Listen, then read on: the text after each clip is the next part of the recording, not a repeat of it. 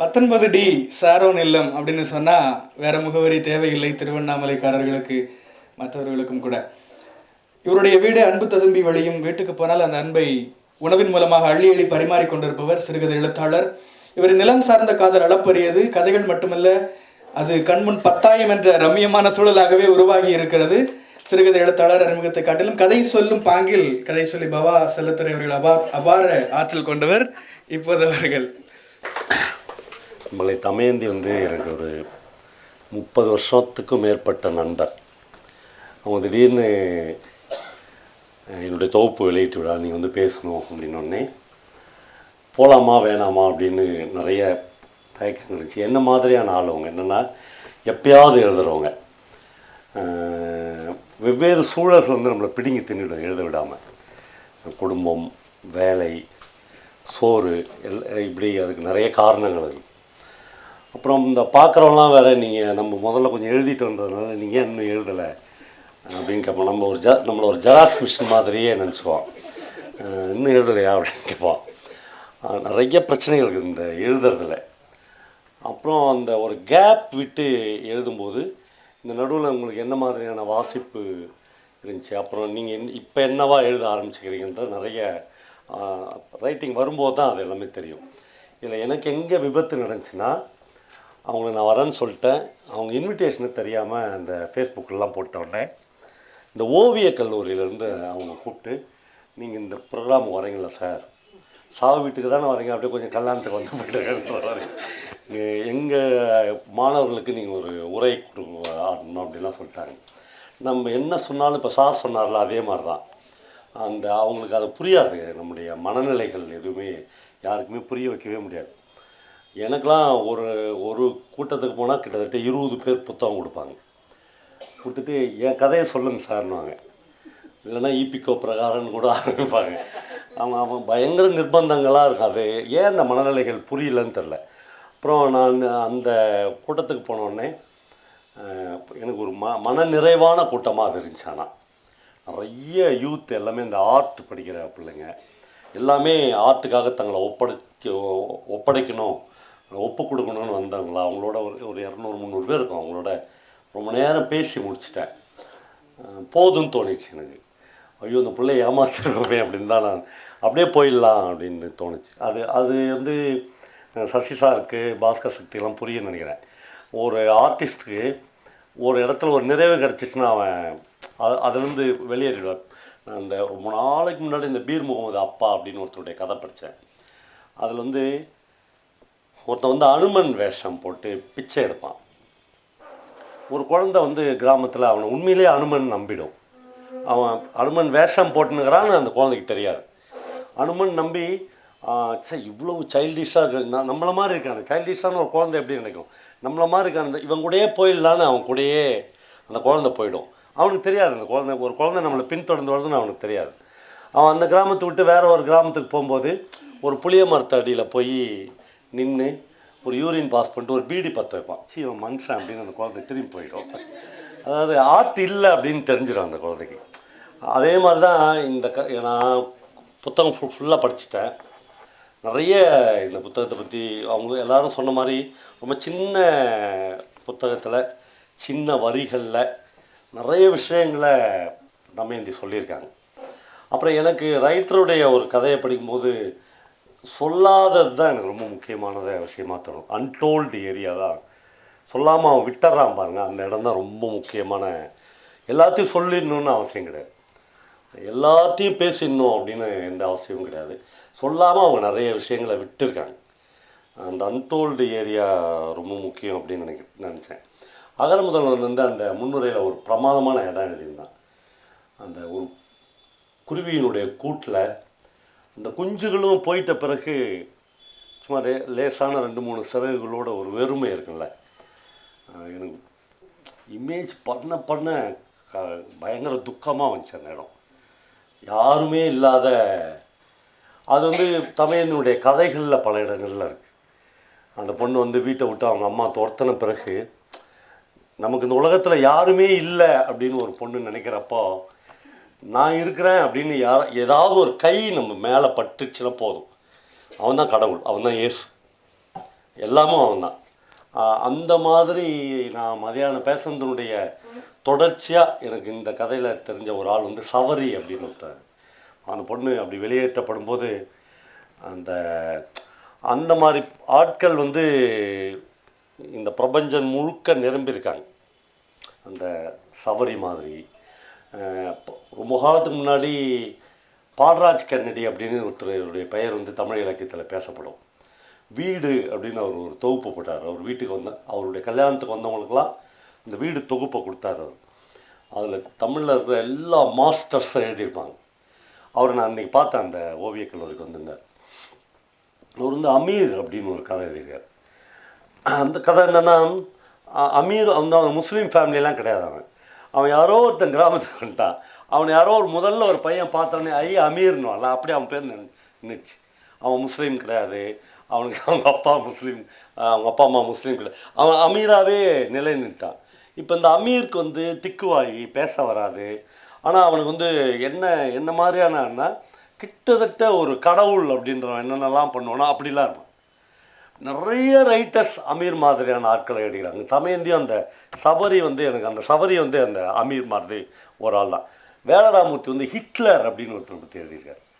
அப்போ நிறைய ரைட்டர்ஸ் வந்து கிட்டத்தட்ட மனநிலை பிழன்று அல்லது கிட்டத்தட்ட தனக்கு ஒன்றுமே இல்லை இந்த லைஃப்பில், எனக்கு எதுவுமே வேணாம், நான் உனக்காக வாழறேன். இப்போ அந்த அமீர் கதையில் வந்து அவன் வந்து நண்பர்களுக்குள்ளே யாராவது சண்டை போட்டுக்குன்னா அவனால் தாங்கவே முடியாது, அவன் கதறி அழுவான். ஆனால் அவன் போய் விலக்கி விடுவான். ஏண்டா நீங்களாம் ஆச்சு நல்லா இருக்கும் ஒற்றுமையாக இருக்குன்னு சொல்லுவான். அவனுக்கு வந்து இந்த உலகமே நல்லா இருக்கணும்னு நினைப்பான். அவனுக்கு வந்து அவன் மனசில் எந்த விதமான துரோகமோ காழ்ப்போ கீழ்மொழியோ எதுவுமே இருக்காது. அப்படி ஒரு அபூர்வமான ஆட்கள் இருக்கால, அவனை வந்து நம்ம ரொம்ப க்ளீனாக சொல்கிறோம், இவன் லூஸு, இவன் வந்து மனநிலை பிழன்றவன். யாராவது ஒருத்தர் அவனை வந்து கடவுள் அப்படின்னு சொல்லியிருப்பான்னா, ஆனால் அவன் கடவுள்னு அழைக்கப்பட வேண்டியவன். அப்படி ஒரு ஆளை பற்றி தமையந்தி எழுதிக்கிறான். அந்த அமீர் கதையில் அப்படியே ட்ராவல் ஆகினே போகிறாரு பால்ராஜ் கண்ணடி. கடைசியாக ஒரு இடம் எழுதுகிறாரு. அவன் வந்து வாழ்க்கையிலே முதல் முறையாக ஒரு ஸ்கூல் பிஇடியை ஒரு வாத்தியாரை அந்த ஸ்கூலுக்கு முன்னாடி இருக்கிற வயலில் போட்டு அடிக்கிறான். 2 பேரும் அடித்து மாயறாங்க, எட்டி உதைக்கிறான். அவனுக்கு அவ்வளோ வன்மம், அவனுக்கு கூட கோபம் வருமா, அவனுக்கு கூட வன்மம் இருக்குமா, அவனுக்கு இவ்வளோ குரோதம் இருக்குமா அப்படின்னு உலகத்தில் அந்த கிராமத்தில் யாருக்குமே தெரியாது.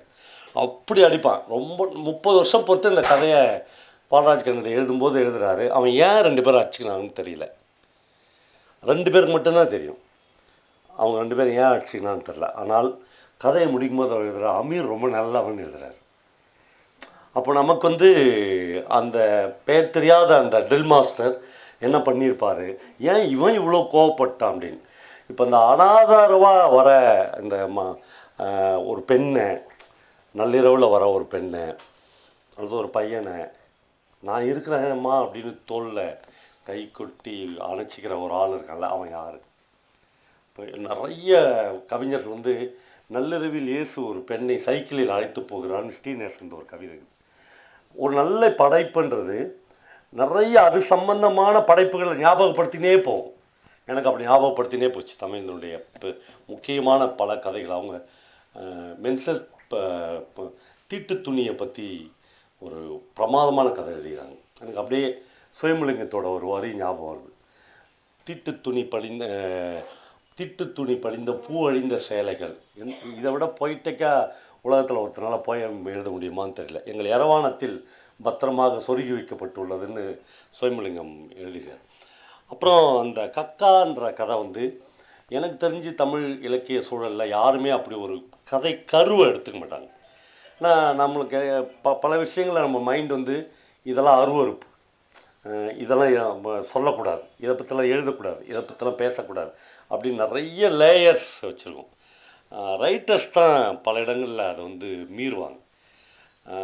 அந்த மாதிரி அந்த கக்கான்ற கதை ரொம்ப படிக்கும்போது பெயின்லாம் இல்லை எனக்கு. சார் சொன்ன மாதிரி முதுமையில் பயம் வருது, நம்ம பிள்ளைங்க நம்மளை இப்படி பார்த்துக்குவாங்களா, இந்த மாதிரியான இயற்கை உபாதைகளுக்கெல்லாம் நம்ம இவ்வளவு சிரமப்படணுமா. அந்த மர்மம் கேட்பா, நான் அவங்க அப்பனுக்கு பீவாரி கொட்டுறது தான் உன்னை கட்டின்னு வந்தேன் நான் கேட்பா. அதில் நிறைய நியாயங்கள் அவள் பக்கம் இருக்கும். அப்புறம் தமயந்தினுடைய பெண்கள் எல்லாரையும் நீங்கள் யோசித்து பார்த்தீங்கன்னா தமிழ் இலக்கிய சூழலில் இந்த கிறிஸ்டியானிட்டி பேக்ட்ராப்பில் உள்ள பெண்கள் வந்து அவங்கள எழுதுறது வந்து ரொம்ப ரொம்ப குறைவு. ஒரு பீரியடில் வண்ணநிலவன் அப்படி பல கதைகளில் எழுதியிருக்கார். அப்புறம் இந்த பக்கத்தில் வந்து எக்பர்ட் சச்சிதானந்தம் அவருடைய நுகம் அப்படின்னு ஒரு தொகுப்பில். ஆனால் தமயந்தினுடைய கதைகளில் கிறிஸ்டியானிட்டிக்குள்ளேயோ அந்த சர்ச்சு பாலிட்டிக்ஸ்குள்ளேயோ சர்ச்சுக்குள்ளே இருக்கிற பிரிவினைகள் அதெல்லாம் எதுவுமே இல்லை. அந்த திருச்சபையில் இருக்கிற ஆண்கள் பெண்கள் அவங்களுக்குள்ளான இருக்கிற சின்ன சின்ன வேறுபாடு இதில் யாரையுமே அவங்க வந்து ஆண் பெண்ணுன்ற பாலியல் ரீதியான பிரிவினைகள்லாம் இல்லவே இல்லை. கவிதா சொன்ன மாதிரி ஆண்கள் ரொம்ப க்யூட்டாக இருக்காங்க, பெண்கள் வந்து ரொம்ப நைந்து போயிருக்கிறாங்க. ஆனால் எல்லா பெண்களுக்குள்ளேயும் வேறு வேறு காயங்கள் இருக்குது. அந்த கிளாத்தில் படிஞ்ச திட்டு கரையை வந்து அந்த முண்டும் முடிச்சியும் நடுவில் சுரண்டி எடுக்கிற ஒரு கையை வந்து அவங்க எழுதும்போது இதெல்லாம் தமிழ் இலக்கியத்தில் எழுத முடியுமான்னு தோணுது. இதெல்லாம் ஒரு பெண் தான் எழுத முடியும், ஒரு ஆண் தான் எழுத முடியலாம், நான் பிரிக்கலை. ஆனால் இதெல்லாம் எழுத முடியும், அதை எழுதணும் அப்படின்ற ஒரு உறக்க சொல்லணும் அப்படின்னு எனக்கு தோணுச்சு. ரொம்ப அவங்க ஒரு கேப் விட்டது எனக்கு என்ன ஒரு நல்லதுன்னு தோணுது. ஏன்னா சில பேர் தொடர்ச்சியாக எழுதினே இருப்பாங்க, நமக்கே தெரியும் அவங்க அப்படியே நிறுத்துக்கினே வராங்கன்னு தெரியும். இந்த ரைட்டிங் வந்து போயினே இருக்குது, இதுக்கு மேலே இவங்களை படிக்கவே முடியல அப்படின்ற இடம் இருக்கும். எந்த நிர்பந்தத்துக்காக எழுத வேண்டிய அவசியம் இல்லை. அப்புறம் அவங்க வந்து ரொம்ப சொற்களை வந்து எனக்கு முதல் அவங்க பேரை வந்து எனக்கு அறிமுகப்படுத்துறது பிரபஞ்சம்தான். தமிழில் பெண்கள் எழுத வந்தால் அந்த ஆளை மாதிரி கொண்டாடின இன்னொரு ரைட்டர் சத்தியமாக இல்லை. அதுக்கு முன்னே இல்லை, அதுக்கு முன்னாடி கொண்டாடுவார் அவர். அப்புறம் எழுத வச்சு அந்த புத்தகத்தை எடுத்துன்னு போய் ராம்ஜி மாதிரி ஒரு ஆள்கிட்ட, அப்போ அவருக்கு நிறைய பப்ளிஷர்ஸ்லாம் தெரியும், கவிதா சொக்கலைங்க மாதிரி ஒரு ஆள்கிட்ட கொடுத்து இந்த புத்தகத்தை போடு அப்படின்னு நிர்பந்திப்பார். இப்போ தான் இந்த 20 வருடங்களில் தான் நிறைய பாலிட்டிக்ஸு, நிறைய வன்மம், நிறைய காழ்ப்பு, நிறைய கீழ்மை இதெல்லாம் வந்துடுச்சு. அப்போ வந்து அந்த பெண்களை தட்டி கொடுத்து எழுது அப்படின்னு உற்சாகப்படுத்துகிற பிரபஞ்சன் இந்த கூட்டத்தில் இருந்திருக்கணும். ஒரு மூலையில் உட்காந்து இதை பார்த்துருந்தாருன்னா உண்மையிலேயே ரொம்ப சந்தோஷப்பட்டிருப்பாருன்னு எனக்கு தோணும். உண்மையிலேயே ரொம்ப யாரும் தொடாத அந்த கக்கான்ற கதை, என்னால் நிறைய விஷயங்களை இதில் சொல்லினே போக முடியும். தமிழனுடைய அந்த முன்னுரை அவங்க முடிக்கும்போது ஒரு வார்த்தை சொல்கிறாங்க, வாழ்க்கை நிர்பந்தங்கள் மேல் எழுதப்பட்டதல்ல, அவை அன்பினால் கட்டமைக்கப்பட்டது அப்படின்ற வார்த்தை தான் இந்த தொகுப்பினுடைய ஒட்டுமொத்த சாராம்சம்னு நினைக்கிறேன். நிர்பந்தங்களுக்காக கட்டமைக்கப்பட்டது இல்லை மனித வாழ்க்கை. இந்த வாழ்க்கை எல்லா மனிதர்களுக்கும் தருவதற்கு ஒரு அற்புதத்தை இந்த உள்ளங்கையில் தேக்கி வைத்திருக்கிறது. நேற்று ஒரு நண்பரோடு பேசின்னு வரும்போது ஒரு அலாதையான ஒரு விஷயம் சொன்னார். அந்த ரயிலில் வந்து இந்த பேண்ட்ரின்னு சொல்லுவாங்க, சாப்பாடு, அதில் கொஞ்ச நாள் ஒர்க் பண்ணியிருக்காரு. ப்ரொஃபஷனல் கூரியரில் கொஞ்ச நாள், அதில் கொஞ்ச நாள். வாழ்க்கை மனுஷனை ஒரு இடத்துல நிலைநிறுத்துறதுக்கு முன்னாடி அங்கங்கே தூக்கி போட்டு வேடிக்கை பார்த்துன்னே இருக்கும். அப்படி போகும்போது அவர் சொல்கிறாரு, இந்த வாரங்கள் அப்படின்னு ஒரு ஊருக்கு ஆந்திராவுக்கு போகும்போதெல்லாம் மிக மிக அழகான பெண்கள் வந்து பாலியல் தொழிலாளிகளாக அந்த கம்பார்ட்மெண்ட்டில் ஏறும். அவர் சொன்ன நுட்பங்கள்லாம் பார்த்து சரி யாராவது இதை பிரமாதமான ஃபிலிம் எடுக்கலாம் அப்படின்னு தோணுச்சு எனக்கு. ஏன்னா அவங்க வந்து அவ்வளோ அழகாக பிரிவினை ஆகி அந்த எந்தெந்த கம்பார்ட்மெண்ட்டில் யார் யார் ஏறணும்னு அப்படியே அந்த கம்பார்ட்மெண்ட்டில் ஏறுவாங்க. அடுத்த ஸ்டேஷன் அதுக்கு அடுத்த ஸ்டேஷனில் இறங்கிடுவாங்க. அதுக்குள்ளே அவங்களுக்கு வந்து அவங்களுடைய கஸ்டமர்ஸ் அவங்க வந்து திருப்திப்படுத்துவாங்க. இடம் எதுனா ரயில்வே ஸ்டேஷனுடைய அந்த ரயிலினுடைய டாய்லெட் அதுதான். இப்போ அதில் அலமேலுன்னு ஒரு பொண்ணை பற்றி அவர் ரொம்ப போகிற போக்கில் சொன்னார். எனக்கு கதை எழுத வரல போவா, நீங்கள் எழுத முடியுமான்னு கேட்டார்.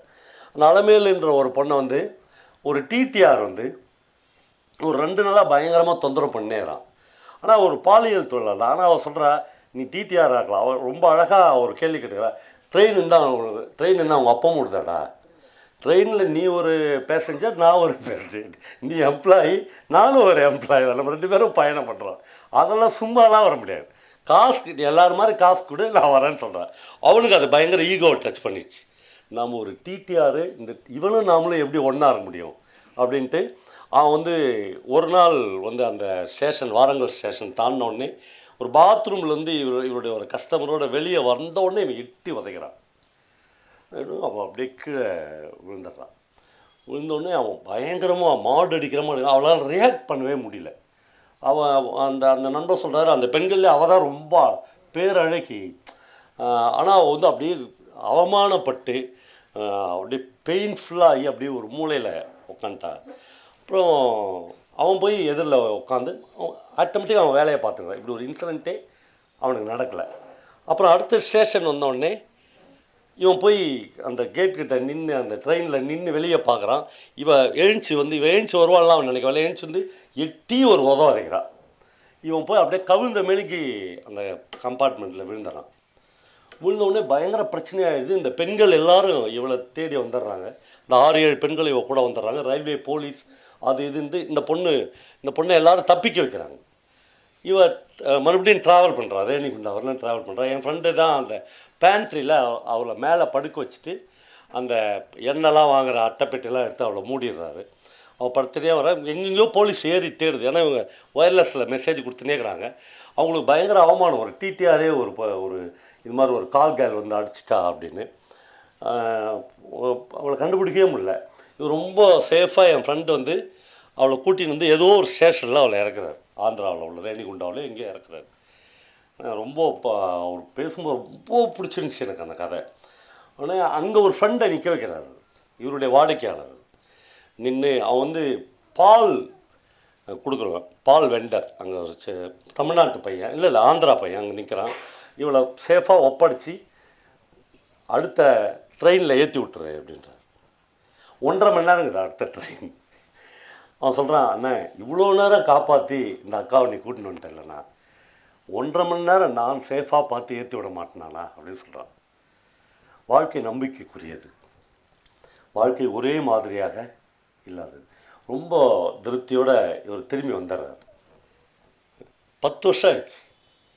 இந்த கோவிட் அப்போது ஒரு நாள் என் ஃப்ரெண்டு அந்த பேண்ட்ரிலாம் விட்டு அவர் வேறு வேலைக்கு பப்ளிஷர் ஆகிட்டார், தமிழ் பப்ளிஷர் ஆகிட்டார். எல்லாம் முடிஞ்சிடுச்சு.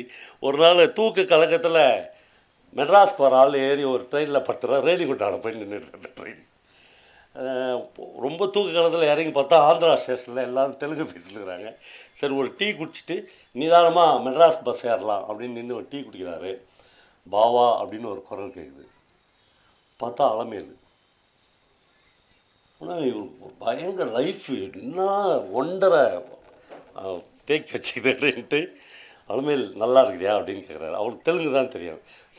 நல்லா இருக்கான் பாவா, வாழ்க்கையில் செட்டில் ஆகிட்டியான்னு கேட்குறாரு. அவர் சொல்கிறார், நான் எங்கே செட்டில் ஆனேன், அவன் தான் செட்டில் பண்ணான் அப்படின்ட்டு. எவன் அப்படின்னு கேட்குறாரு. அந்த 1.5 மணி நேரத்தில் என்ன ட்ரெயின் ஏற்றுறேன்னு சொன்னானே. இந்த 1.5 மணி நேரத்துக்குள்ள வாழ்க்கை என்னென்னமோ ஆகிட்டுக்குது. 1.5 மணி நேரத்தில் அவன் ட்ரெயினும் ஏற்றலை, ஒன்றும் ஏற்றலை. அப்புறம் பார்த்தா அந்த அலமேலுக்கு வந்து 2 குழந்தைங்க பிறந்துச்சு. அவனுக்கு இவன் ஞாபகம் இல்லை ஃப்ரெண்டை. இவன் வந்து சீக்கிரம் வாங்க அவன் கூட பேசுனுங்கிறேன் கூப்பிட்றான். ஆனால் இவன் அவசரமாக ஓடி போய் எது ஃபிக்ஷன் அல்லது எது வாழ்க்கை, எது அன்பு, எது நிர்பந்தத்தால் கட்டப்படாமல் அன்பினால் கட்டப்பட்டுக்குதுன்னா அவன் அந்த அவசரத்தில் ஓடி போய் அந்த ஸ்டேஷனில் இந்த பால்கோவா வாங்கிட்டு பாவா உன் குழந்தைங்களுக்கு கொடு அப்படின்னு ஒரு பால்கோவாவை பேக்கெட்டை கொடுக்குறார். நம்பர்களே, இந்த அன்பு என்கிற நாம் இழந்து கொண்டு இருக்கிற அல்லது நம்மிலிருந்து முற்றிலுமாக வடிந்து விட்ட ஏதோ ஒரு வகையில் தமயந்தினுடைய எல்லா பெண்களும் மட்டும் இல்லை, எல்லா ஆண்களும் ஏங்குகிற ஒரு துளியான விஷயத்தை தான் தமயந்தி மறுபடியும் பேசிக்கொண்டே இருக்கிறார்கள். அந்த அன்பை அவர்கள் இழந்திருக்கலாம். தான் இழந்த அன்பை இந்த மானுடத்திற்கு கொடுக்க வேண்டும் என்று நினைக்கிற என் பிரியமான தோழி தமயந்தியை வாழ்த்தி விடைபெறுகிறேன். ஒளிப்பதிவாளர் ரவிசங்கர் சார் அவர்களை அன்போடு அழைக்கிறேன். இந்த கிஃப்ட் வழங்குகிறேன்.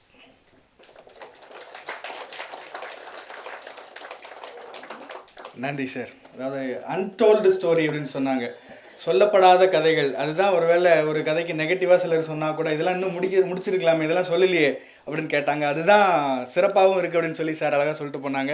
அதில் கடைசி இந்த வார்த்தைகளை பிடிச்சி அதுக்கு ரிலேட்டடாக இருக்கிற கதைகளை எடுக்கிறதுல சாருக்கு ஈடு வேறு ஆள் கிடையாது அப்படின்னு சொல்லலாம். அதாவது நிர்பந்தம் அப்படின்ற ஒரு வார்த்தையை தூக்கிட்டு அன்பினால் கட்டமைக்கப்பட்டது அப்படின்னு கொண்டு போய் 1.5 மணிக்காரன் கதை சொன்னார் பாருங்க, அங்கே தான் நிற்கிறார் சார். அந்த 1.5 மணிக்காரன் அப்படின்னு மறக்கவே மாட்டேன் நான். 1.5 மணி நேரம் ஆகும் அப்படின்னு சொன்னாலே 1.5 மணிக்காரன் தான் என்றைக்குமே நமக்கு ஞாபகத்தில் நிற்பான்னு நினைக்கிறேன். ஓகே, இருந்தாலும் ஆனால் ஒரு வருத்தம் சார், இளவு வீட்டுக்கு போயிட்டு வந்தேன்னு சொன்னீங்க பாருங்க, அங்கே தானே போகிறேன்னு சொன்னீங்க, எதை எங்கள் வீட்டுன்னு சொன்னீங்கன்னு தெரில.